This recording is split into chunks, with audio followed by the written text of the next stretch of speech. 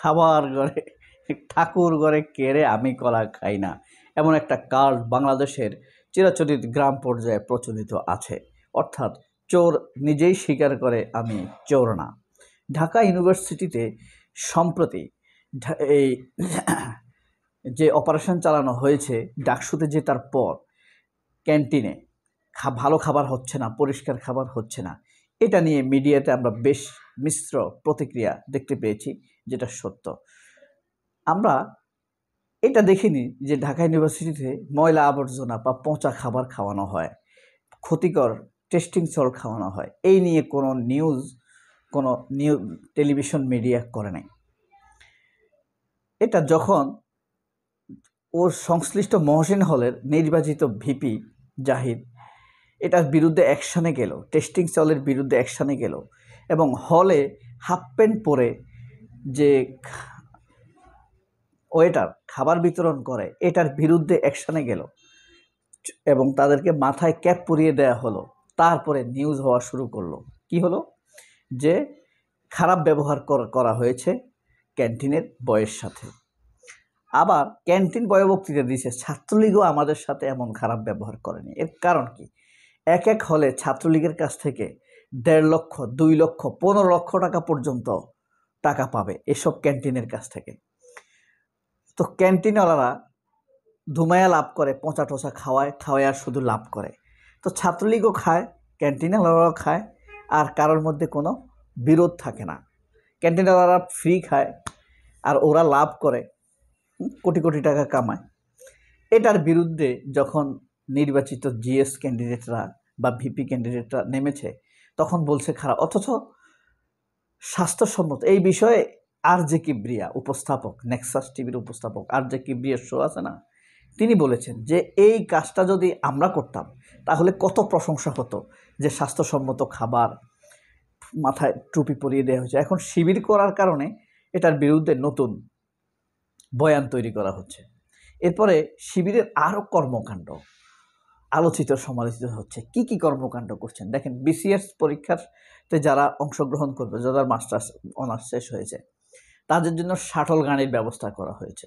অনেকগুলো অটো, বড় মাইক্রো আছে না, অটো মাইক্রো যেটা, অর্থাৎ অটো চার্জিং রিক্সার মতো ব্যবস্থা করেছে, পরীক্ষার্থীদের সুবিধা হয়েছে। তারপরে আপনার ঢাকা ইউনিভার্সিটির যে পরিবহন ব্যবস্থা, এটার জন্য অ্যাপস অলরেডি চালু করে ফেলেছে। যারা যেখান থেকে উঠবে সে অ্যাপসে দেখতে পারবে গাড়ি এখন কোথায় আছে, কোন মোড় ক্রস করছে, কোন রাস্তা ক্রস করছে, আমি আর কতক্ষণ পরে আর এখানে আসতে পারে। এরপরে হলের যাদের সিট নেই, কয়েকশো সিটের ব্যবস্থা করে ফেলছে কয়েকদিনের মধ্যে। তাদের নির্বাচন হয়েছে মাত্র 9 তারিখ, রেজাল্ট দিয়েছে 10 তারিখ, আজকে হলো 20 তারিখ। এর মধ্যে তারা অনেক সিটের ব্যবস্থা করে ফেলেছে, যেখানে ছাত্ররা ফ্লোরে ঘুমাইতো, শত শত ছাত্র মসজিদে ঘুমাইতো, গণরুম নামে বিভিন্ন জায়গায় ঘুমাইতো। নামাজের ঘরে এসির ব্যবস্থা করেছে তারা। খাবারের তারা শৃঙ্খলা ফিরিয়ে এনেছে, তাদেরকে সময় দিয়েছে, ইউনিভার্সিটি কর্তৃপক্ষের কাছে তাদের নামে বিচার দিয়েছে, সিটের ব্যবস্থা করেছে, রিডিং রুমে তারা এসির ব্যবস্থা করেছে। এখন এটা যদি ছাত্রলীগ করত তাহলে দেখতেন প্রথম আলোতে মানে সুনামের জয় জয়কার, ইতিহাস হয়ে যেত। কিন্তু এখন এখানে শিবির করছে, এখানে খুঁজতে হবে দোষ, এখানে তো আর সুনাম করা যাবে না, এই কারণে এই ব্যাপারে আলোচনা হচ্ছে না। কিন্তু এখন তো আসলে মানুষ প্রথম আলো, RTV, ডেইলি স্টার এসবকে পায়ে মারিয়েই তো হাসিনাকে তাড়িয়েছে।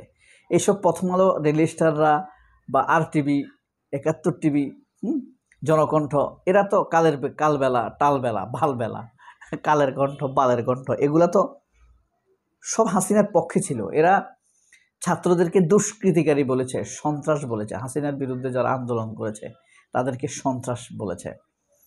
তাদেরকে পায়ে মারিয়ে তাদের নিউজকে মিথ্যা প্রমাণ করেই কিন্তু সামনে এগিয়েছিল, হাসিনাকে তাড়িয়েছিল।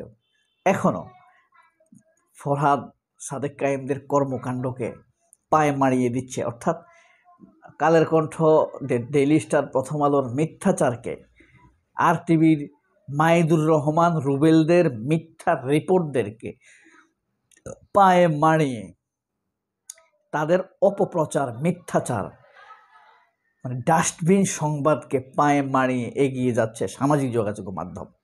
কারণ কি, আমাদের সামাজিক যোগাযোগ মাধ্যমে একটি ফেসবুক পেজ আছে, মানে আমার একটা পত্রিকা আছে।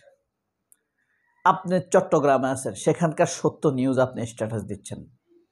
আমি ঢাকায় আছি, সেখান থেকে সত্য নিউজ কি ঘটছে দিছি। আমি ধরেন ঢাকার মহাখালীতে আছি, সেখানে চিন্তাই করেছে ছাত্রলীগ, প্রথম আলোতে এসেছে, ছাত্রলীগ বলে নাই, ছাত্ররা চিন্তাই করেছে, কারণ তারা ছাত্রলীগের বদনাম করবে না। কিন্তু আমি দেখেছি ছাত্রলীগ চিন্তাই করেছে, আমি লিখে দিয়েছি প্রথম আলোর সংবাদ মিথ্যা, চিন্তাই করেছে ছাত্রলীগ। এভাবে সত্য সংবাদ কিন্তু বেরিয়ে আসে আমাদের দ্বারাই। তো শিবির ঢাকা ইউনিভার্সিটিতে অর্থাৎ ডাকসুতে জেতার পর থেকে যেসব কর্মকাণ্ডগুলো করেছে, সেসব কর্মকাণ্ড কিন্তু বেরিয়ে আসছে আপনার দৃষ্টিতে আপন গতিতে। এই যে তারা প্রথমে জিতার পরে প্রথম কি করলো, রায়ের বাজার বধ্যভূমিতে তারা কবর জিয়ারত করতে গেল। এটা নিয়ে নিপুণ কি বলল, নিকোল, রোকসানা ফ্যান পরা নিকোল, মুরাদের প্রেমিকা, টাকলা মুরাদের প্রেমিকা, কি বলল যে এখানে কাছে হওয়ার কারণে গেছে, নইলে যেত না, এটা বলল প্রথমে। এরপরে বলছে যে ক্ষমা চাইতে গেছে। পজিটিভলি নিবেই না, মানে নেগেটিভ জার্নালিজম কাকে বলে এটা নিকোলটা দেখিয়ে দিচ্ছে। মানে মানে প্রশ্ন করা যাবে, প্রশ্ন তাকে করতেই হবে, প্রশ্ন করে চাপে রাখতে হবে। এই হলো একটা জিনিস শিখছে, প্রশ্ন করার স্বাধীনতা। এখন তারা প্রশ্ন করেই যাবে। এখন একজন মানুষ কবর জিয়ারত করতে গেছে, এটাকে তারা প্রশ্ন করবে। একজন মানুষ বাজার করতে গেছে, এটাকে তারা প্রশ্ন করবে। আসিফ মাহমুদ হাঁস খাইতে গেছে, এটা নিয়ে তারা প্রশ্ন করবে। কিন্তু ওই যে আব্দুল হামিদ যে সিঙ্গাপুরে গিয়ে নাস্তা করে, জ্বর মাপে, সিঙ্গাপুরে গিয়ে জ্বর মাপে, এটা নিয়ে তারা আর নিউজ করবে না। কোটি হাজার হাজার কোটি টাকা পাচার হয়, এটা নিয়ে নিউজ করবে না। খালেদ মহিউদ্দিনদের টেনশন, কখন তারা হাঁস খাওয়া নিয়ে নিউজ করবে। আর শেখ হাসিনা আর খালেদ মহিউদ্দিনের আরেকটা টেনশন আছে, নিকোলের আরেকটা টেনশন আছে, তারেক রহমানের ইনকাম কি, লন্ডনে কিভাবে তিনি চলেন। কিন্তু শেখ হাসিনা পালায় যাওয়ার পর ইন্ডিয়াতে শেখ হাসিনা কিভাবে চলে, সেই বিষয়ে খালেদ মহিউদ্দিন আর নিকোলদের কোনো প্রশ্ন জাগা উচিত নয়। সবাই অনেক ভালো থাকবেন। আল্লাহ হাফেজ। আসসালামু আলাইকুম।